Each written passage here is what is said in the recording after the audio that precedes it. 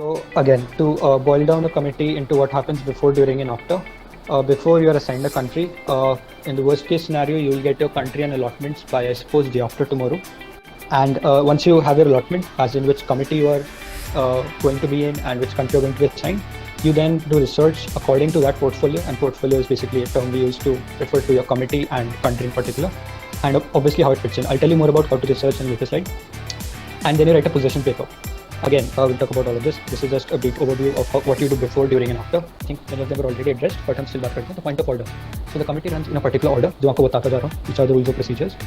If let's say मैंने general speakers list में delegate A, B, C का नाम लिखा, and after delegate A I called the delegate C, and I forgot, I somehow unintentionally skipped delegate B.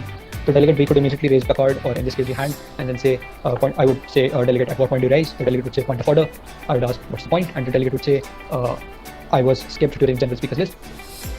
So my question was, let's say I raise a right to reply, the person answers it and makes even more derogatory remarks.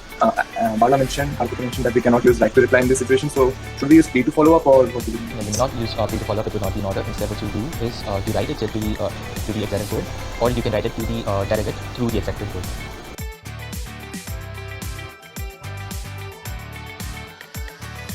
Okay. I think the third point is a little bit irrelevant because countries are already implementing fiscal policies on their own, depending on the size of their economy. Yeah, like the fiscal policy, like the basics of fiscal policy is cutting taxes and increasing. Yes, it is pretty basic, and it is like it's not on needed.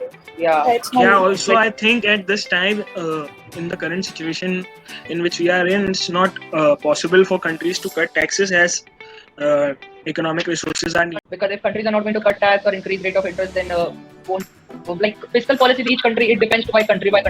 Some countries like to boost the economy. Some countries, they have different agendas. Yeah, but what I was saying was like Countries are doing it right now. See, the first phrase, if the recession is really severe, we all know that the recession is severe. That's why we are discussing about how to revive the economy. And each country, they'll manage their fiscal policies and monetary policies on their own. So I think this third point is kind of irrelevant.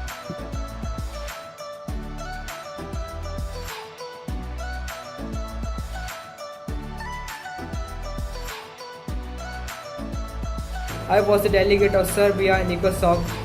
As the world is suffering from COVID-19 pandemic, lots of people are dying and harmed to our country's economy. So the agenda we debated on was mitigating the loss of life and restore the economies to pre-COVID state during the pandemic. I surely gained number of unique skills during its inquisitive sessions.